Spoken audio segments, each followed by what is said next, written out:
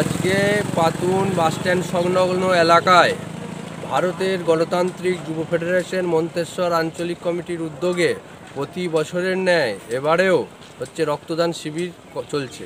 কোন উপলক্ষে হচ্ছে?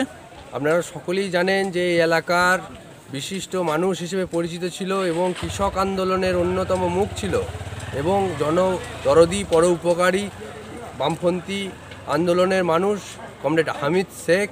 সেই হামিদ শেখের স্মরণ সভাকে সামনে রেখে প্রতি বছরের ন্যায় ছাত্র যুবরা এবারেও হচ্ছে রক্তদান শিবির করছে। এটা নিয়ে ক বছর হচ্ছে? এটা নিয়ে চতুর্থতম হচ্ছে রক্তদান শিবির চলছে এবং মৃত্যুবার্ষিকী? চতুর্থতম।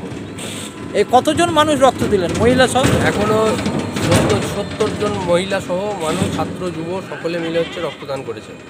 এই রক্তদান শিবিরে কে কে উপস্থিত ছিলেন? এই রক্তদান শিবিরে আমাদের ভারতের গণতান্ত্রিক যুব ফেডারেশনের ডিওএফআই রাজ্য কমিটির সদস্য কমরেড বীরেশ্বর নন্দী, ছাত্র আন্দোলনের নেতা পূর্ব বর্ধমান জেলার এসএফআই জেলা সম্পাদক অনির্বাণ রায়চৌধুরী, সভাপতি প্রবীর ভৌমিক, গণ আন্দোলনের নেতৃত্ব কমরেড ওসমান গনি সরকার, অশেষ কোনার, লক্ষ্মী ঘোষ, অনুপম ঘোষ, বরুণ দত্ত সহ আরও অন্যান্য।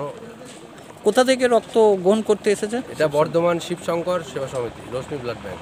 এই রক্তদান শিবির এবং স্মরণ সভার মাধ্যম দিয়ে মানুষকে কি জানাতে চাইছেন? এই রক্তদান শিবিরের মাধ্যমে আমরা এটাই বলতে চাইছি, আমরা তৃণমূল যুবদের মতো গুন্ডা বাহিনীদের মতো লড়াই আন্দোলনে থাকি না।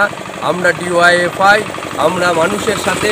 রক্তদান শিবির মানুষ একটা মুমূর্ষু রোগীর জীবন প্রদান করতে পারে। রক্তদান মানে আমরা জানি জীবনদান। তাই হচ্ছে আমরা ডিওয়াইএফআই বামপন্থী যুব সংগঠন রক্তদানের মাধ্যমে মানুষের কাছে এই বার্তাই দিই, যাতে মানুষের পাশে আমরা সবসময় আছি, মানুষের পাশে আমরা সবসময় থাকবো।